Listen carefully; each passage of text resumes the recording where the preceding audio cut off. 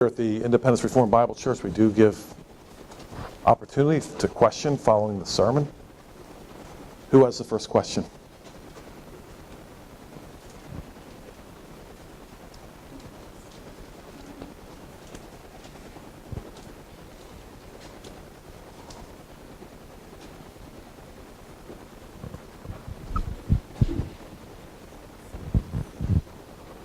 Pastor, when you talk about love, what most people want to bring up is the passage that talks about love your enemies. In the context of what you just spoke about, how would you respond to someone who says, well, that can't be right because we're told to love our enemies, given this common misunderstanding of what love is? Yeah. Interestingly enough, of course, I've had opportunity to get in those discussions. My guess is most everybody in here, this room, has had that opportunity to do that. Interestingly enough, when asked to define what love is, usually it becomes a kind of a short conversation at that point. It goes something like this. You know, we're supposed to love our enemies. You're saying all these things about Christ destroying his enemies, but we're supposed to love our enemies. What do you say about that? That's that person. We'll do it like that discussion. Me or someone, say me. Say, okay, yeah, you know, it's very clear that we're supposed to love our enemies. It's clear. Can't get around that. There's no getting around that.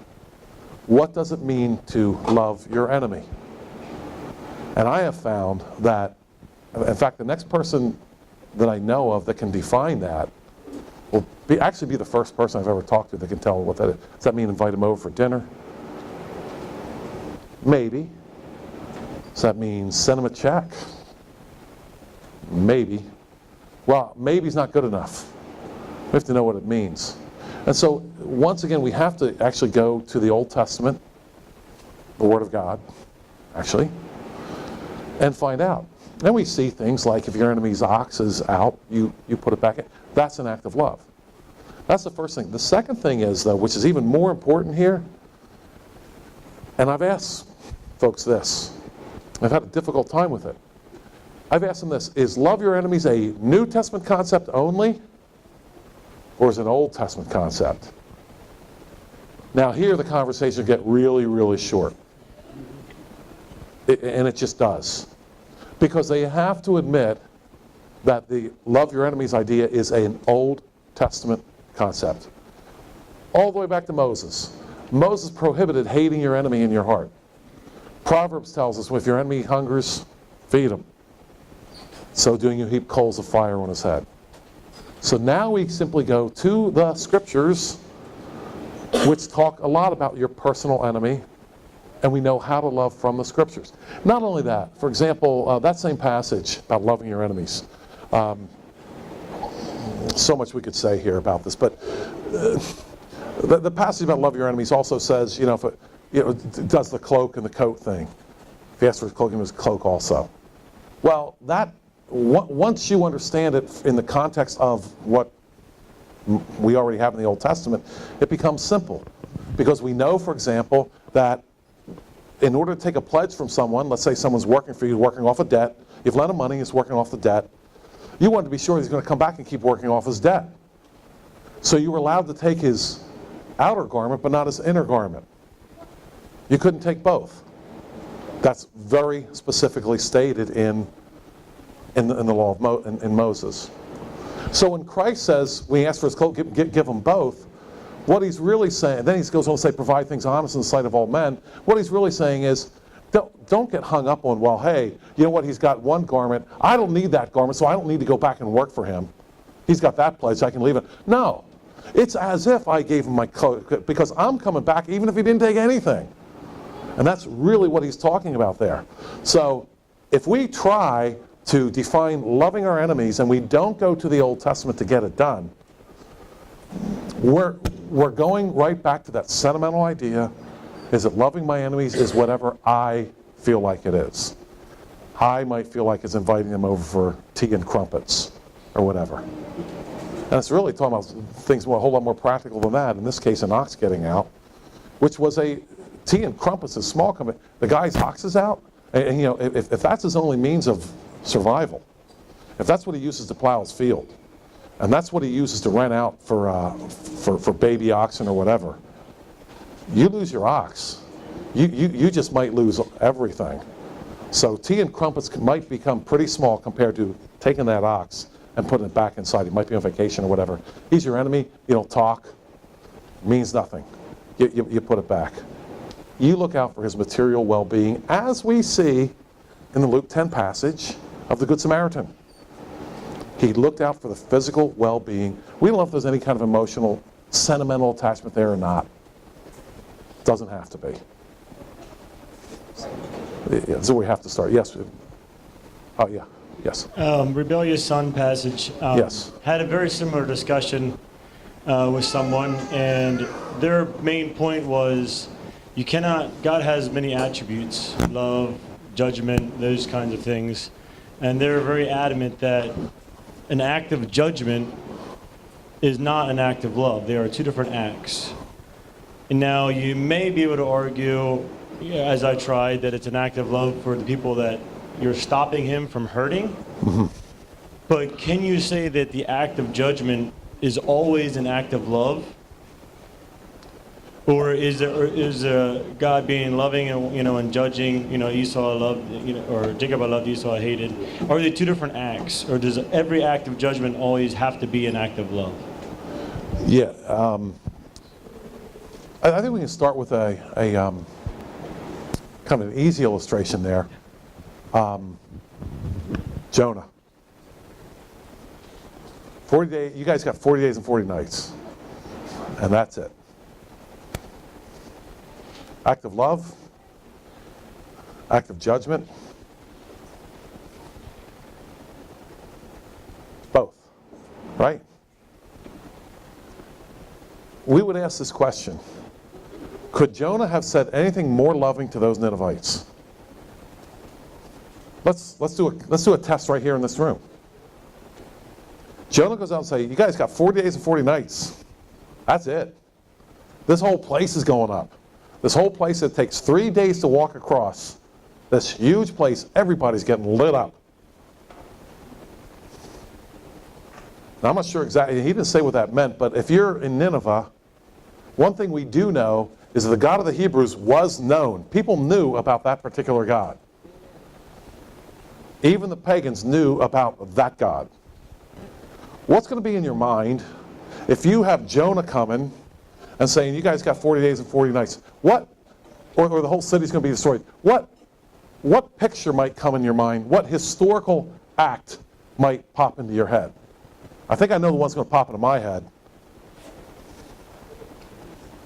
I'm thinking Sodom and Gomorrah might be in there somewhere.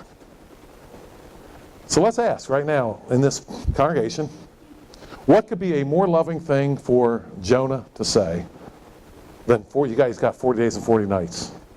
Unless it's you got 30 days or 20 days or 20 minutes. 20 minutes wouldn't work. That wouldn't be enough time to get the message out. Is there anything more loving you could say?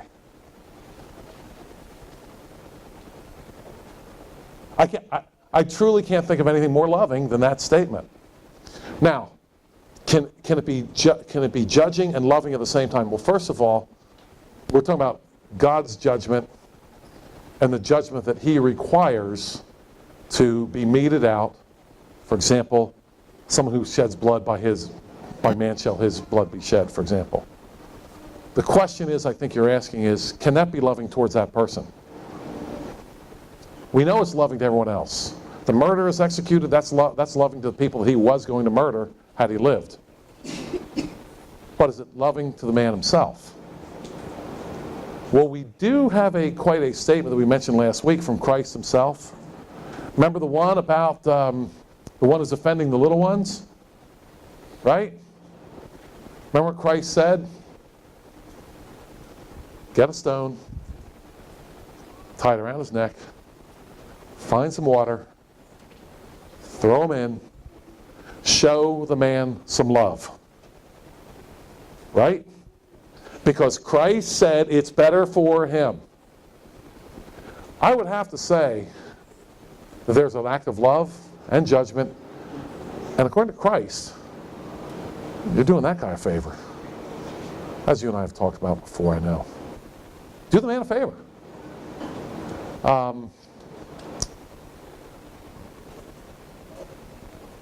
I'd like to come back to that.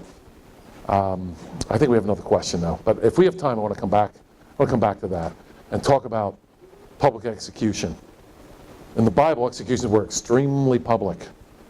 Nowadays, we do them in the back corner of a jail someplace. Not in the Bible. They were public. I'd like to talk about that a little bit more, but I think we have another question. Well, this may go hand in hand with what we're saying. My question in regard to what he said, love your enemy. Have we defined enemy? I think that has to be the very first thing we do before we can even determine who we are to love or not love or whatever we're supposed to do with them. And I think that's where the rubber meets the road, and we haven't done that. I haven't even begun to do that. And I didn't get to that question. But we must make a distinction between my enemy and God's enemy. Richard Dawkins is not my personal enemy. Not really. He's God's enemy. And as we mentioned last week, the guy to really go to this, I think, is Jeremiah. The weeping prophet who loved those people. But it's very intriguing to me that the weeping prophet who wept over those people, and in the book of Lamentations, it's just horrible what he describes there. Just nobody here is just awful. These people just gave him nothing but a hard time, most of them. He really did love those people. And the more he loved those people, the more he hated the ones and prayed destruction on those people that would thwart God's message.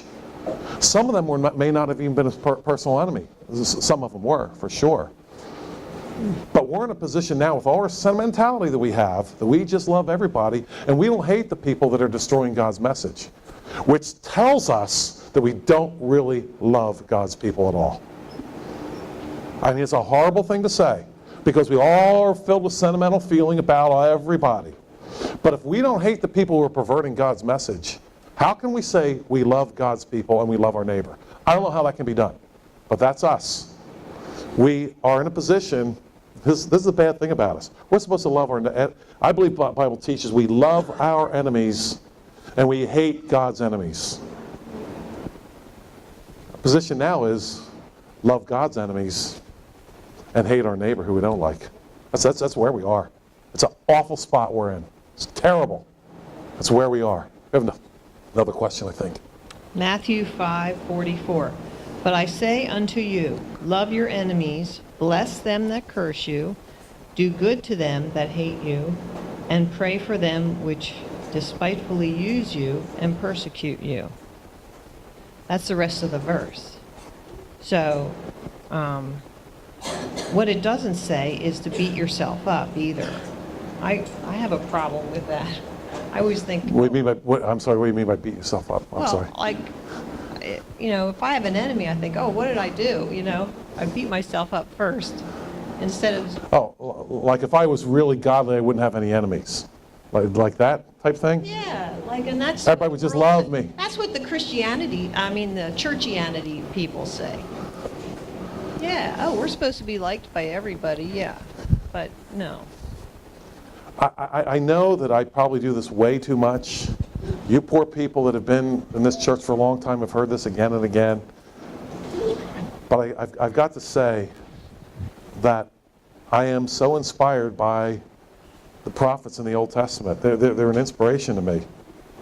And why they're such an inspiration is they went forward with God's message despite enemies all around. And I sometimes maybe I could feel a little self-pity for myself and my situation. Not being invited to the mayor's prayer breakfast, not being called to come to the local county ministerium, Can't do it because I'm working anyway. I'll tell you something. I have all kinds of people around me that support me and what I'm doing. There's all kinds. When you look at those Old Testament prophets, in many cases they had no one, not one single person, not one. All they had was enemies. So it's time to ask. It's time to ask, not answering. If we don't have enemies, not encourage you to go out and find new enemies. You live righteously, the enemies are going to pop up on their own. Trust me, you'll have plenty. Not asking for that. But how is it that we can go down to these godless meetings where these godless, wicked people get together, and we're all proud and happy to get our picture taken with them? We've got to ask that question. And Isaiah and Jeremiah, Ezekiel and Daniel, Hosea and Joel and Amos, Obadiah, Haggai, Zechariah, Malachi. I don't think any of those guys are going down and getting their pictures taken, smiling with a wicked, tyrannical king who hates Christ. We've got to really ask ourselves what's going on here. A lot more to be said about that. Yes? In a way, you've probably hit this, not directly though. In your interpretive verse, it does not rejoice at wrongdoing, but rejoices with the truth. I fear that I have met some people who would interpret that knowledge, not truth. And I just kind of distinguish the difference between knowledge and truth. Okay, I'm not sure I understand the question. I'm sorry. So I'm sitting in a meeting with a lot of biblical knowledge, Okay. but I'm not seeing a lot of truth. Okay. Does that make sense? Like, should we make a distinction between knowledge and truth? I'm actually going to say no. Okay? And here's Knowledge. what, yeah, exactly. That's what I'm going to say. Because if your knowledge works in your bubble, but it doesn't work out where it has, outside where it has to work, it's not knowledge anyway. And the guy I go to there, as I've gone to him before, is Paul there in Acts 20, with the Ephesian elders, of course, where he basically says to them, you know, I know we've talked about this, and I hesitate to bring it up again, but I don't. Where Paul begins by, shall we say, talking about his ministry with them. And he starts out by saying, whose coat have I taken? Which is like, that's not how I would start out. I would start out with,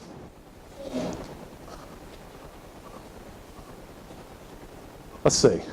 Most of the time when we had teaching time, when I rang that bell, I rang it approximately at the right time I should have rung it. Or my outlines were easy to follow.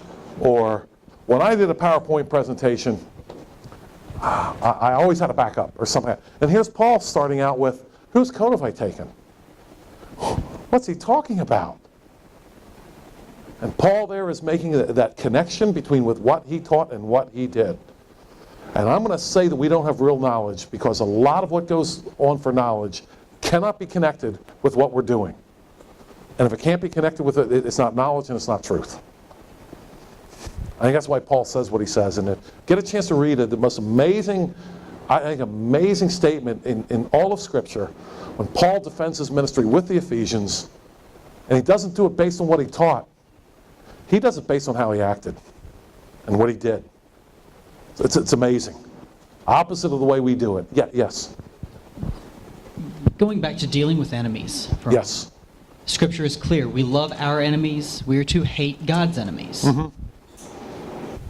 How do we respond should we find ourselves in a situation where our enemy is also God's enemy, but not necessarily our enemy because he is God's enemy? Which trumps which? Sure. I think I have an example of that. I just read this from a friend last night. Some of you may have seen this. I think he got close. He might not have got it dead on, but I think he got close.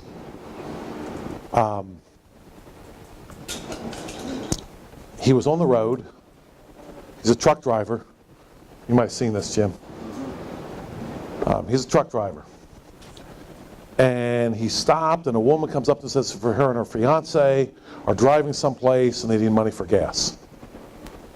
So he wants to check this out a little bit to see what's really kind of going on. Sees a car packed with what looks like all their goods and earthly possessions. This might be legit. There's a woman in the car, no one else but a woman in the car. So he says, okay, who's this? Well, this is my fiance. Now what? He was all ready to reach into his pocket. What he did, if the Facebook post is to be believed, and I do believe him, he told her exactly what the Bible says about this kind of thing. It's unapproved by God. We'll be judged by God. And then he said, looks like you're in trouble. Here's $40. Said that's all he had on him. If he didn't get it right on, I think he got it close, for sure. Because he did love them. It's not the way they wanted to be loved, which is where we run into it all the time. We're allowing, see, if he would have done it the way most of us are taught to do it, he would have just given the $40. Because the pagans get to tell us how to love. And if we ever tell them the truth, we're haters, right? They define us as haters. I don't know how they would have defined him. I think they still probably define him as a hater. But he actually did love his own enemy, if you will. And in a sense, he loved God's enemies in the sense the only way we can really love them. And that is to tell them the truth. Rejoices in the truth. I think he got pretty close there. At a minimum, he told them, it might have cost them $40, but he told them what they needed to hear. And of course, he was getting the hostility from them the whole time. He was called a hater and all this kind of stuff by them, of course. But I think he got mighty close. So I think it's possible. Not easy, but very possible. And I think he did in that case. Providential that I saw that last night on my Facebook feed, huh?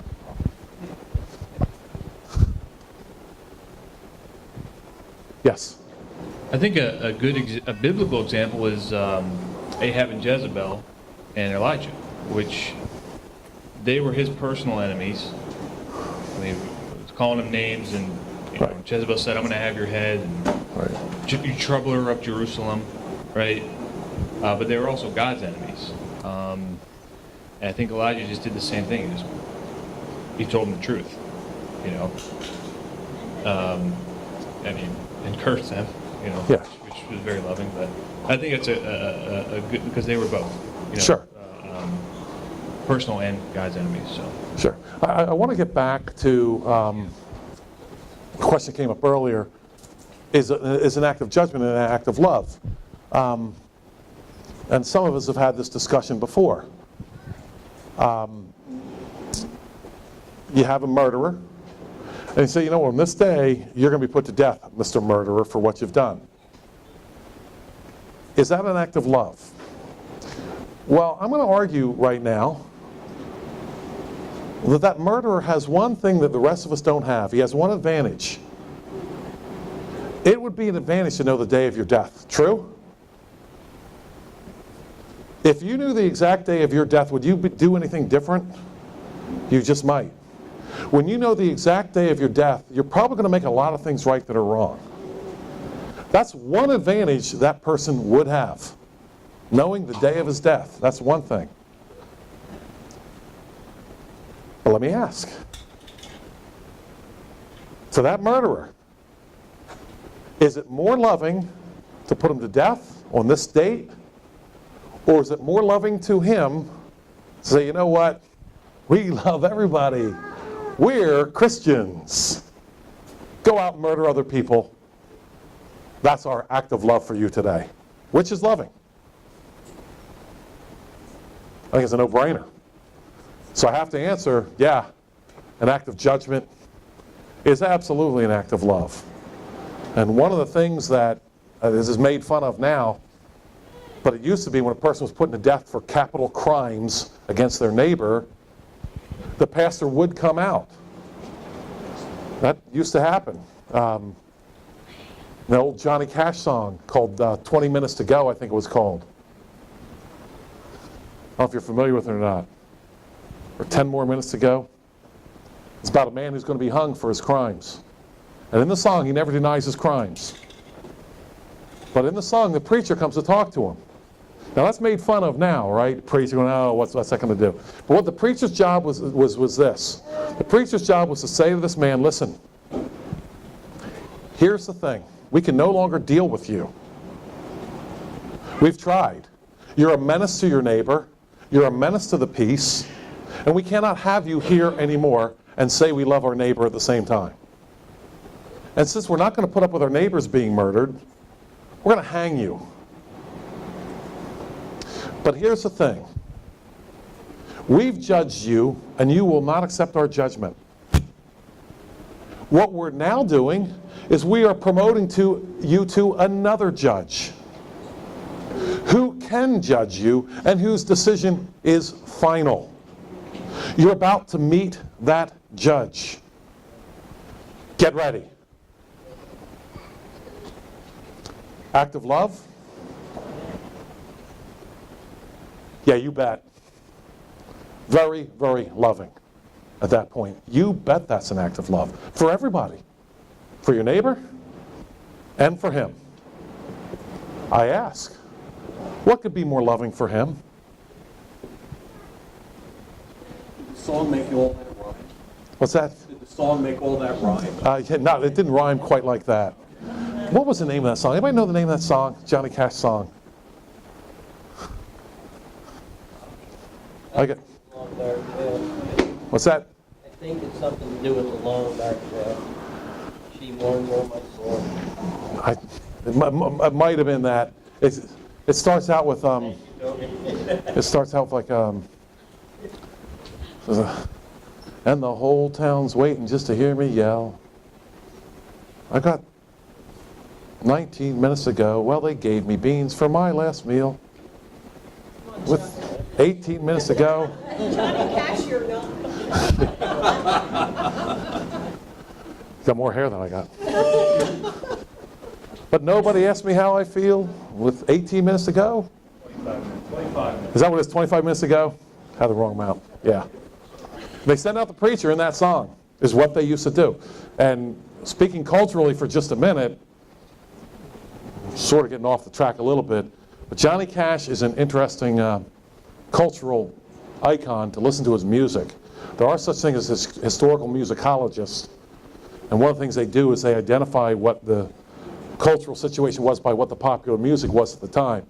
And he's an interesting person because his music spans such a large amount of time. For example, he talks about riding in trains, for example. We don't talk about that anymore because we don't do that.